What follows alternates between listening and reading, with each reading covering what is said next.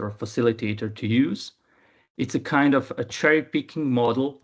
So it has a structure with obviously energy performance contracting details, but also it integrates an energy and non-energy related services to it to make it more attractive to the public authorities or to the ESCOs as well. It's practically based as a pay-per-performance scheme, and it has all of these energy and non-energy related services like integration of smart city components, integration with 4 or 5G networks relays. Energy related also is EV charging service under the EPC contract documentation. So the concept that was developed under the project is practically a guide to prepare and to execute EPC in public lighting. So on this slide, on the right side of the slide, you can see what have been integrated under the standardized documentation, these energy and non-energy related services. So you can practically use the template, cherry pick, choose whatever parts you think are viable in your public lighting to integrate and to test on the market. So the concept is a set of standardized documents, as already said, but also the tools. It's a kind of altogether methodology, how to collect the data, how to do energy audit, how to do analytics of the energy related data, and how to practically prepare the procurement process. So we developed a handbook. It's a kind of very detailed guidelines and instructions. For those that know a little, please visit our webpage. You will see a link on the slides as well. You can find the handbook there, and we try to sum up all necessary steps and methodology how to prepare and execute a smart EPC project. So we developed also training materials, and these documents I also mentioned again. So it looks like this. You can find this on the web page. Some key facts on the fact sheets related to the public lighting. What is it? What parts of infrastructure are there that are really related to the EPC project? What are basically energy and non-energy services that need to be integrated, and what are basic funding and financing models? You can look up at it. So on the handbook on the other side, it consists also on these appendixes like case studies. We try to find whether on the European level and also on the other markets as well, like USA and China, is there any good examples where we find energy performance contract, but also that integrates smart city applications or other energy and non-energy related services? I'd just like to mention the third one is ICT output specification. As my background is an engineer, so I find this most useful. It's a kind of detailed technical requirements of all the parts of infrastructure. So basically a minimum technical specifications for LADs, for all of these other energy and non-energy related services. This is practically comprehensive guide where you can find basically best solutions and minimum technical requirements that are needed in all of the EPC projects related to public lighting. So this is on the slide. It's shown what the EPC concept really is. So we developed a standardized methodology how to collect the data. It's very important because, as Josip mentioned, when you're doing an EPC, you're not delivering like in traditional models. You're not doing a detailed designs like main project designs. You're only collecting necessary data from a baseline data. So you're doing a survey, what's out there, what is the public lighting infrastructure, what kind of luminaries out there, what kind of consumption is there, and etc. And this is basically all you need to do. Then analytic tool, we developed an analytic tool, how to analyze this collected data and how to practically calculate potential savings and revenue streams. The third one is an action plan. It's a kind of a document that are practically used for presenting the data. It's a key decision-making, I would say, document for public authorities. We used it in every project that we prepared, also in city of Karlovac that I will show later on. And we basically presented it to the city hall, to the city office. And based on this document, they decided to go or not to go on a project. And the two last one is the standardized contract and tender documentation. So methodology, all of these guides can be found on the web page. Again, I will not go into details now, but basically we prescribed how to collect the necessary data and what minimum data is needed to clearly allocate what needs to be done, what needs to be modernized, and what's the scope of the project. Is it only luminaries or poles and cables or cabinets, etc.? So all of these data need to be gathered. They need to be served in detail so you can know your baseline, the consumption profile, the technology used, etc. Analyze sets of data enables an easy comparison, as I said, among different projects. This is why we did this basically for around 60 local authorities in Croatia. So we collect the data on a standardized methodology, and then we could compare and we could really showcase in what state of public lighting in Croatia really is. We did it in Croatia slowly under one Helena project. And also this methodology describes the levels and the detailed data levels that need to be collected. Analytic tool, as I mentioned, you can download it. It's in an Excel spreadsheet practically.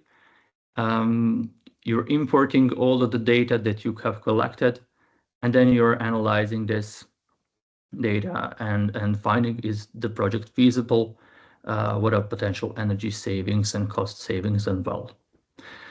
This was quite important thing for our side, from my side, just to mention, because with this tool we analyzed the potential and how can you calculate potential if you have a baseline on one hand and you have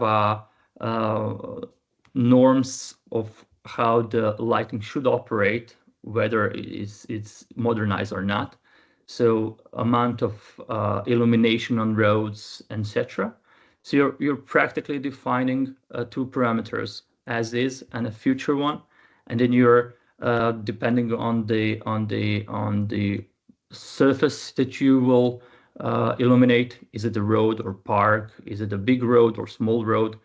It's not the same amount of light that is needed to ensure a minimum illumination according to the norms.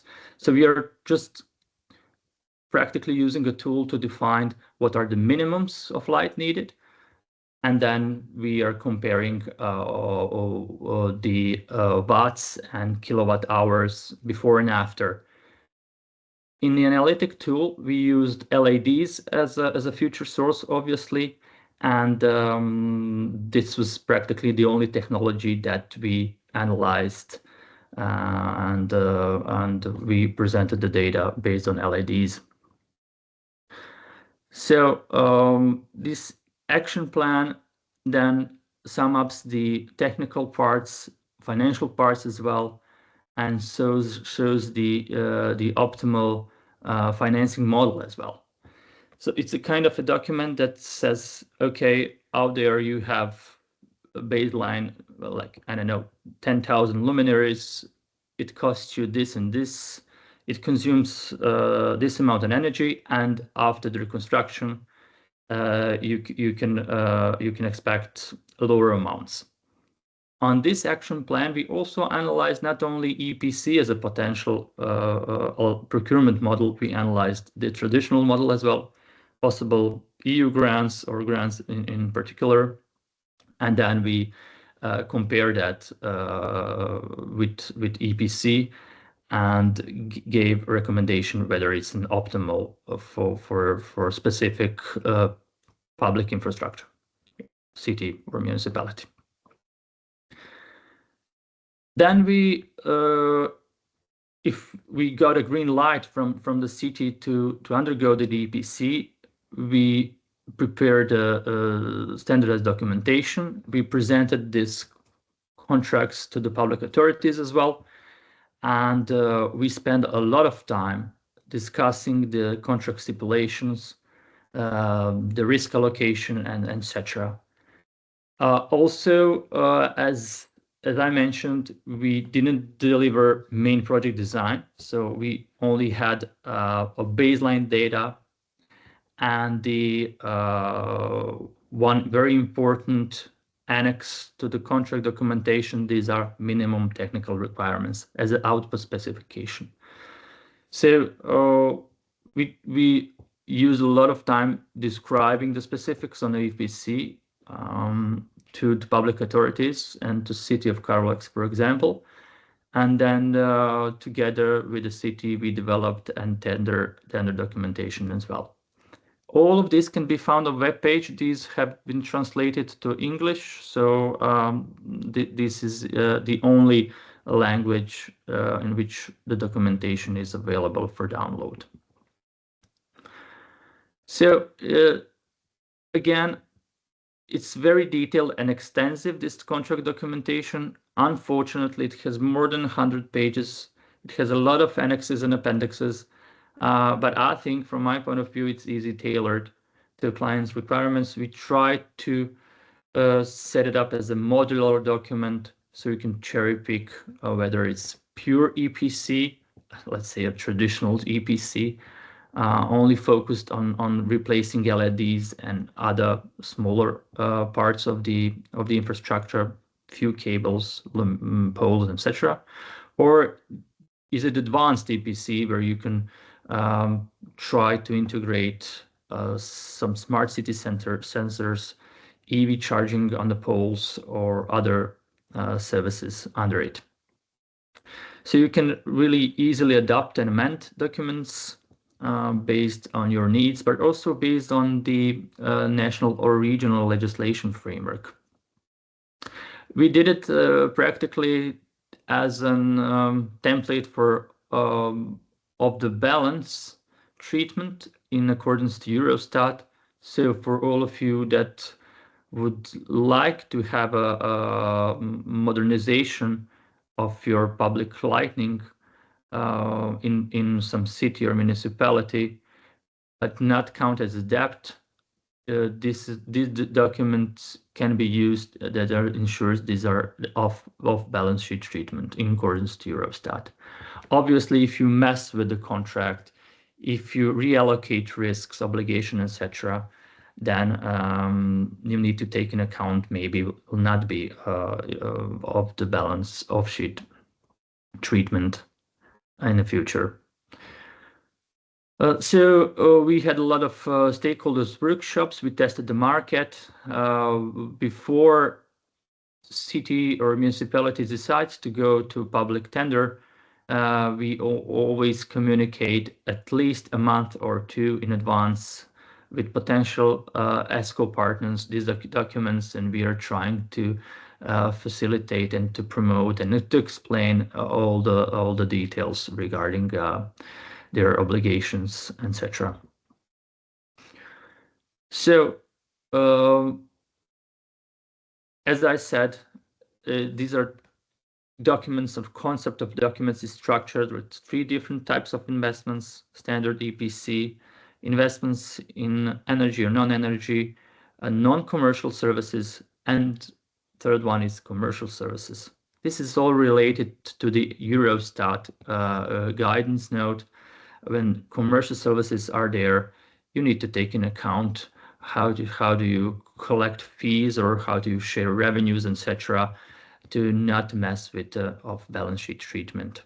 So this is why we split like that. So obviously you need to after you collect the data, after you do energy audit and use analytics tool, you need to define a project scope. For example, in city of Karlovac, we decided obviously to collect all the data of existing public lighting, but we didn't do 100% modernization of all luminaries, 100% luminaries. We obviously decided to leave some parts of the city untouched because the infrastructure was relatively new, or it required a lot of extra capital expenditure, not just luminaries, but exchanging poles positions, and changing all of the required power cables as well. So it's quite expensive, and we could not ensure that the investment in these parts will repay itself by energy saving. So we just use the analytic tool to define the project scope, to pick what parts of the city will be included, or what parts of infrastructure will be included, and what cabinets and poles will go under modernization. These technical requirements already mentioned. This is an annex of this EPC contract. Have a look at it. It has more than 60 or 70 pages, as I remember. All of the details, technical and non-technical, are there. It really helps you to draft the output specification, what your public lighting will look like in the future, and what the ESCO company needs to deliver. Not only the technical parts of, I don't know, energy efficiency of LEDs are there, but also there are also guides of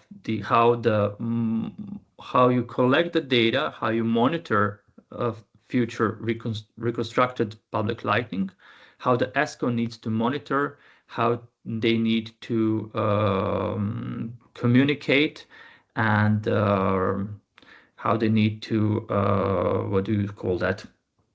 Do a monthly progress reports regarding did they achieved energy savings or not? Do the luminaries operate or not? So it's practically a guide for that as well.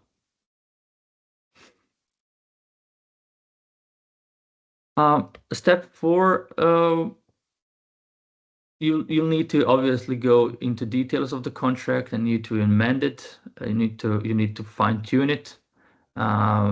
You can take it; it's an off the shelf, but you need to really go on all of the parts of the contract and see whether it fits city needs, whether city has already EV charging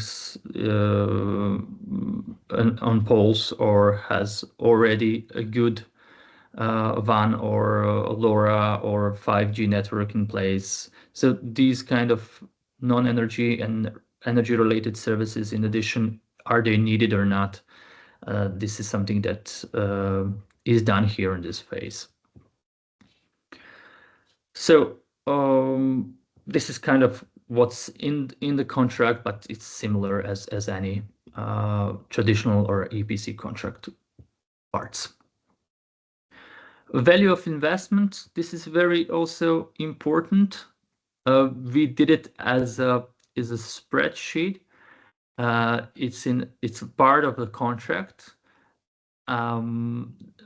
This is a document where all the capital expenditure is written. So the ESCO writes this down. I think I have in future slides one example of it. It specifies the cost structure and structure of the finance as well. So everything is there regarding the costs. Is it the luminaries, works, bank guarantees, whatever, and also how the project is financed by the ESCO. Is it an equity? Is it a debt? And how costly is it? So it's not only as a classical financial model as it says, but it serves as a base for calculation of a service fee. So basically from that spreadsheet, value of investments, EPC fee is calculated. And also based on the same spreadsheet, the termination fee is also calculated. If this scenario happens, this document defines which amount of money needs to be paid or repaid to one or another party. Depends who is to blame for the termination. Let's say it like that. So this is an example of value of investments. I don't know if you can read it. It's quite small, but all of these costs need to be imported as an offer from the ESCO. So it has all of these costs here written. Basically, also the design and approval and permits are here as well. So everything that is needed from the ESCO part to prepare the project, then materials to reconstruct, testing and measurements, and also these monitoring expenses and operational costs as well are here. Transfers of data. So if for monitoring and control, some commercial let's say data service is foreseen from the ESCO, like what I don't know, they will be using 2 or 3G to send the information from all the luminaries to the central monitoring unit. Then obviously they'll need to pay mobile brand board private partner. Is it a telecom operator or whatever to get the data from one point to another. So all of these costs need to be here. It's practically then presented in this spreadsheet. You see here practically the years in preparation and years in operation. This specific spreadsheet is the one used in city of Karlovac. They had practically 2 years, a year and a half to do the project documentation and then works like modernization, and then 10 years for full operation to repay the investments from the energy savings. Tender documentation, again, quite challenging to deliver from my point of view. It really depends on the national regulation, what kind of documentation is needed. But we try to give you a backbone of the documentation specific for this Smart EPC model that really helps you to think and to look in details what kind of stipulations in the documentation need to take in account. So everything is also in the documentation regarding calculation of the termination fees, but most of you that work in public sector know what is needed in the tender for city or for public lighting. And obviously, please secure enough time for public procurement process, not only for bidders, but also to communicate this documentation to the authority that owns the public lighting, for example, city and municipality, because they need to really agree on everything there, and they will need to do the process by themselves. These are additional, let's say, documents delivered for the process of Smart EPC project. Case studies, I mentioned them already. Few examples of how other cities merged non-energy or energy-related services under EPCs. Quite interesting to see how they managed to do it. You have a brief explanation about the project as well there. Also, numbers and figures are shown, and some specifics related to the project can be found also in the documents. So I'll just try to share one video that we made for City of Karlovac. Please just confirm that you can see it and you can hear it. More importantly. Greetings from a city on 4 rivers.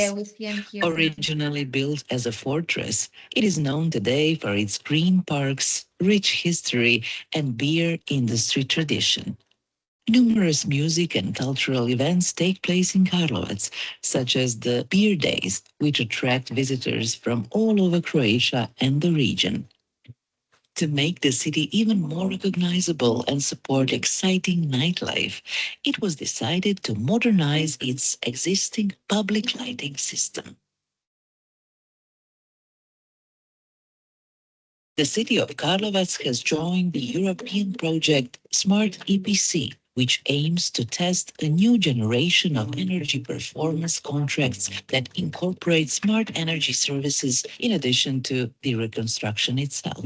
Smart EPC enables the reconstruction of the public lighting system, along with the development of advanced communication networks, the construction of electric vehicle charging stations, and other so-called smart city technical solutions. At the beginning of 2023, the city of Karlovac contracted an EPC project, with the contractor committing to design, finance, and reconstruct approximately 9,000 lamps. The contractor will only be compensated for the energy savings realized during the 10-year contract. Software tool also monitors the execution of the contracted energy performance service, the achievement of guaranteed energy savings, as well as the functionality of the luminaries. In addition to the public lighting system, the contractor was granted the right to build electric vehicle charging stations, thereby securing an additional source of income and motivating him to offer more favorable lighting services. If you are looking for more details on energy performance contracts in public lighting reconstruction, or how Smart EPC can help your city or municipality, please visit our webpage.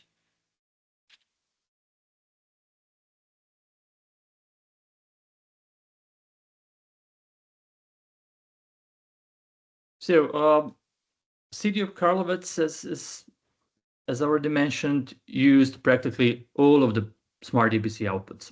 So they used the standardized methodology to collect all the baseline data.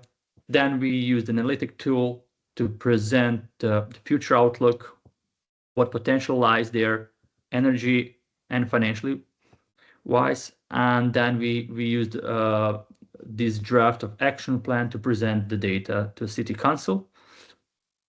Afterwards, we used the smart contract developed under the project, and we cherry-picked what city thought it's needed.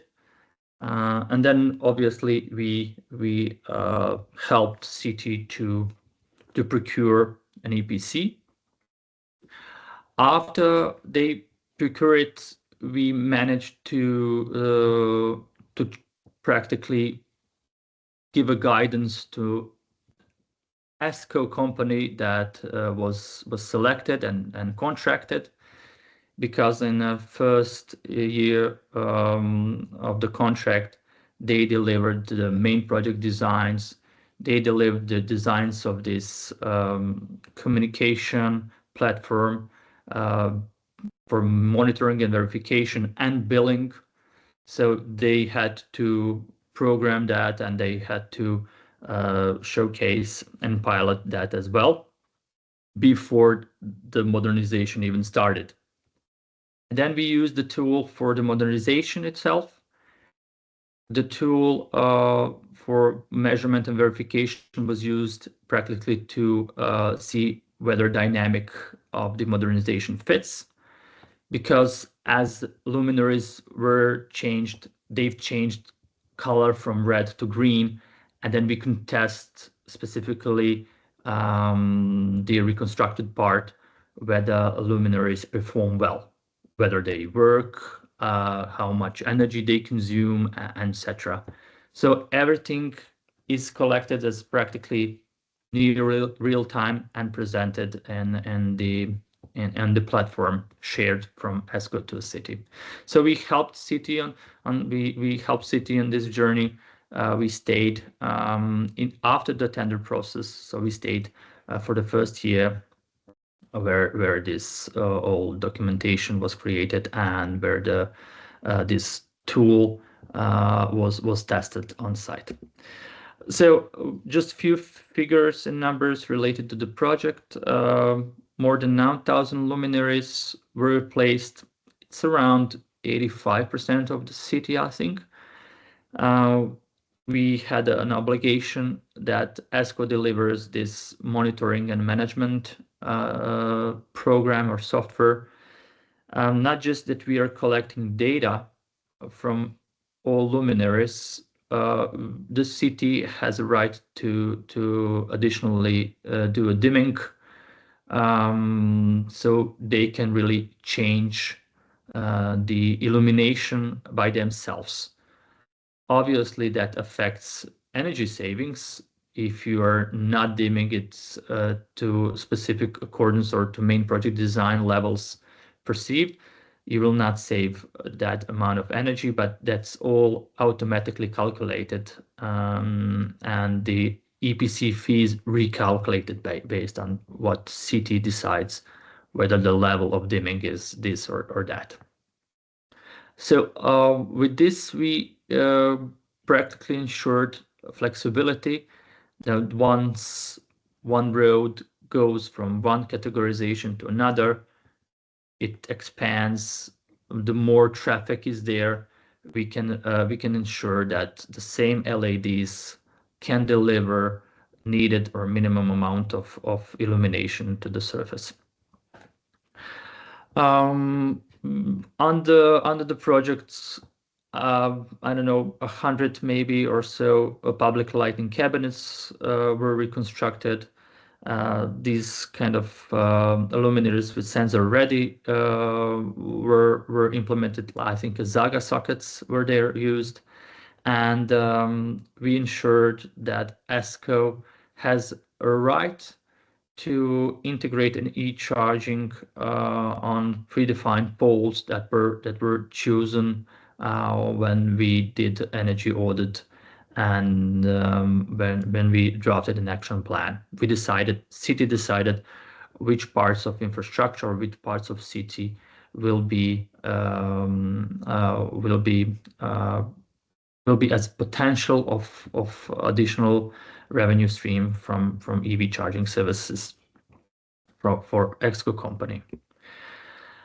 It's a kind of 3 million euro capital expenditure project, and according to a investment spreadsheet shown there a few slides before, it's around 0.8 million euro of operation costs over a 10-year contract period.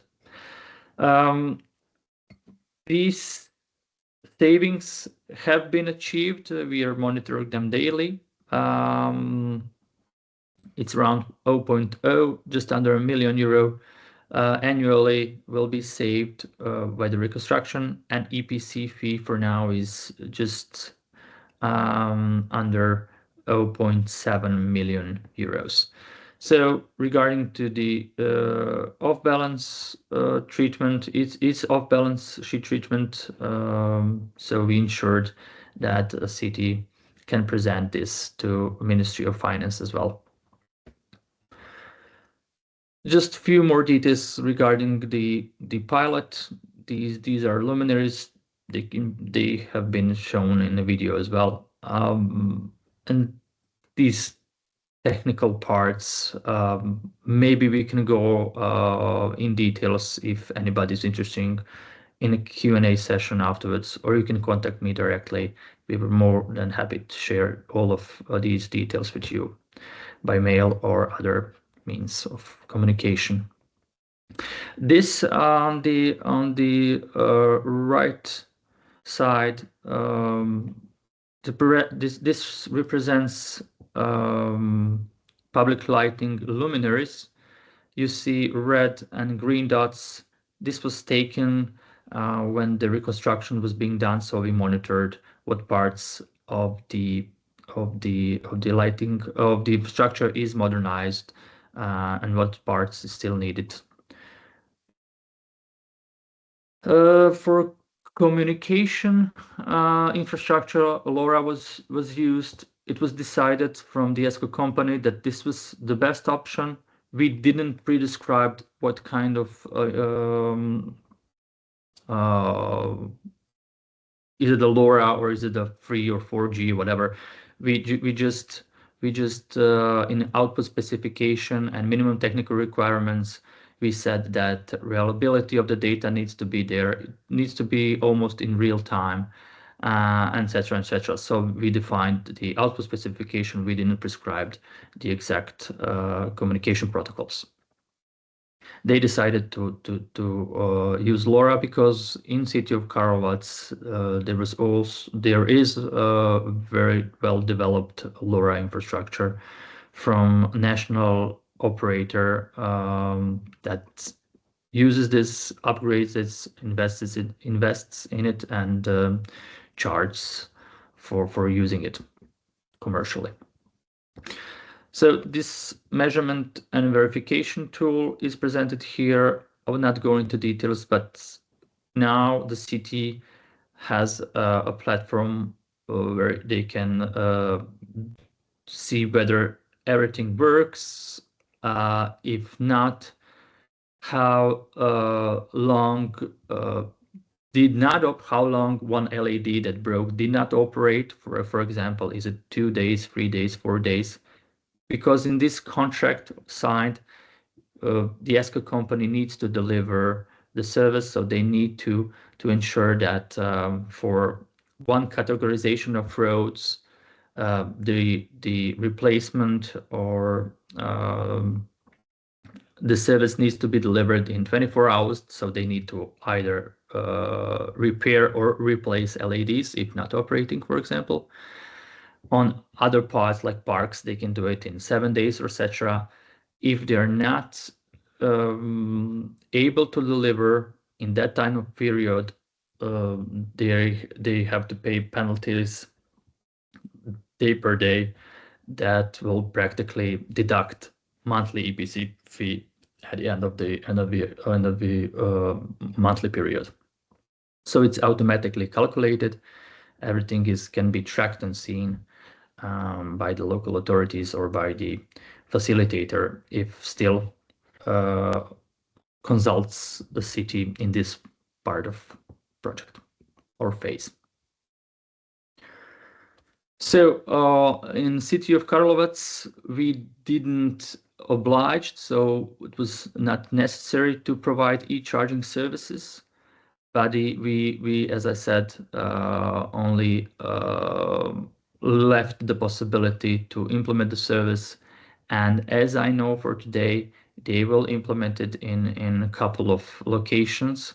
They are testing solutions that are already available on the market. It's kind of built in the poles, so quite low power will be delivered. I don't know, maybe 3, 4, or 5 kilowatts per charging point, but still quite, I think, interesting service for those that don't have their own. They're not able to they're living in multi-flats apartments. They don't have any garages or spaces they can recharge overnight.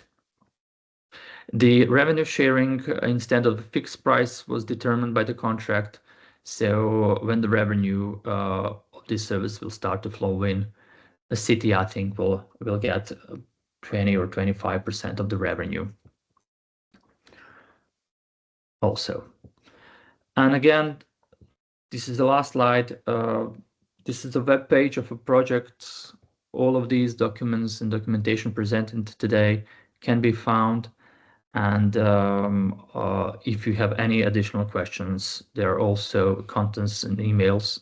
You can send your questions directly to us. So I'm opening questions and answers session now. Yes, thank you. So there are only a few of us. So if you like to ask a question to Ivan or Valerie, just raise your hand, please. While we wait for you, I do have a question that's mainly for Valerie, I think, but Ivan, also your input would be highly appreciated.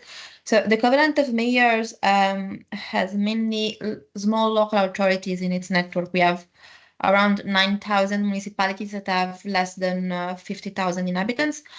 And when they develop projects on energy efficiency, they cannot reach an investment size that is big enough to attract ESCOs. So what would be your suggestions to them?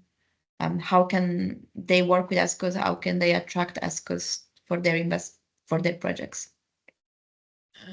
Do you mean they are too small to, I mean, it's a too small segment of activities, and they are too small to manage the relationship and start a project because there is a certain level of complexity?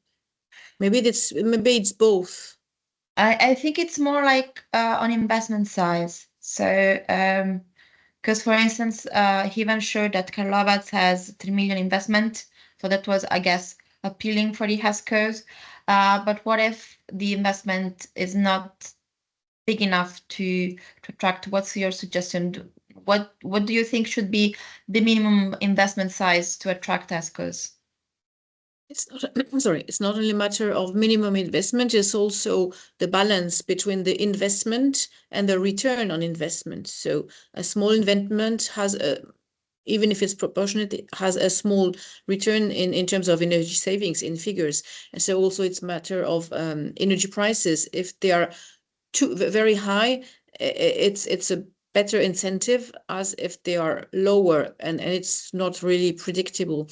But in any case, even if the project is big enough, most of those smaller public authorities need public assistance, technical assistance. In many situations, and that's probably the case for the NPC Smart project, Ivan, you need an intermediary, because if you are big enough, you can treat with the ESCO, but it's a complex adventure. So if you get a contract from me, you need some explanations, and we need also to speak together. So technical assistance, also for very small projects, is needed. So there is the Elena, facility, and I don't know whether they irrigate that many small projects, but there is also a need for human resource and capacity building. So that's the same as for canteens for schools. If you are not knowledgeable enough in how to manage the contract of the canteen for the public schools in your small village. So there are questions I can't answer in that. It's a matter of capacity building, technical assistance. There are quite a lot of public subsidies for technical assistance, including Elena. Maybe just to add as a one point to Valerie regarding the technical assistance.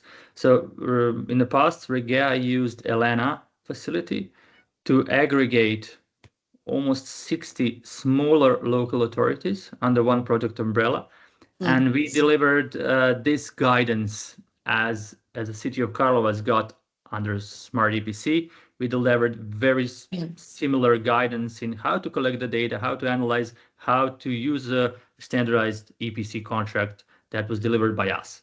And under this, we have seen projects smaller than 1,000 luminaries, so 800, 700 luminaries, so rather small local authorities that were able to use the documentation and pilot and tender and got bids and got their new LEDs through EPC. So it's doable. But on the other hand, we spent at least 2 years communicating this standardized EPC contract documentation. So it was very valuable for ESCOs to see in these 60 municipalities, the documentation will be the same. So they will not need advocacy on their side, legal consultants, etc.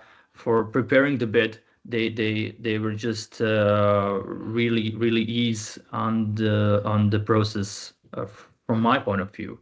The baseline data was presented uniquely and simultaneously. The structure of the data was presented in the same spreadsheet, so they were being able to deliver offers in about a week time. So it's perfect. I haven't mentioned aggregation of projects because I'm rather thinking about our members who are less involved, much less involved in public lighting and more in heating and cooling. And in those projects, renovation of buildings, it's really a bit difficult to aggregate several bodies, municipalities, so on. It makes the project twice more complicated, let's put it in that words. But of course, in some segments like public lighting, aggregating a few neighbors together is also a good way to make the project a bit bigger and to, aggregation is to be reflected. Very clear. Thanks a lot to both. Do you have any questions for them? Or would you like to share your experience in using EPCs or ESCOs? We have actually 4 minutes left, and then we will go back to the main room. I know this is not very easy to answer, but perhaps you can answer according to Karlovac's experience.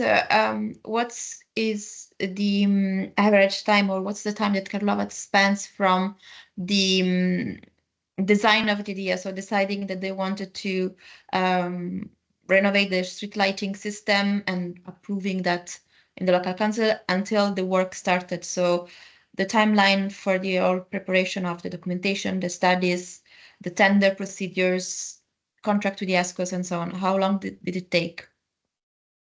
Good question. Unfortunately, it takes time. Yeah, it takes time. In Karlovac specifically, all the preparation was done in about 6 months.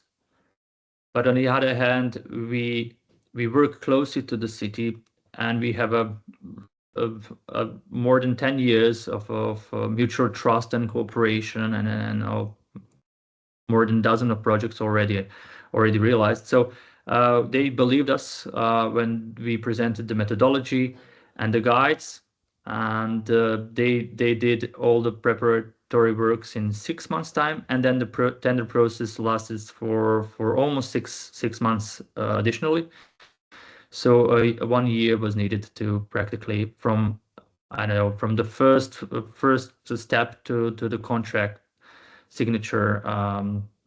12 months passed, and then, as I said, a year and a half was a time period where ESCO needed to deliver a main project design, to verify the design, and then to execute the modernization. So it takes time, unfortunately. Yeah. Okay, thanks a lot. We have 1 last minute, and then I will close the breakout rooms. If any of you has a final question for Ivan or Valerie, please. I take it as no, so we can leave the room and go back to the main one. Great.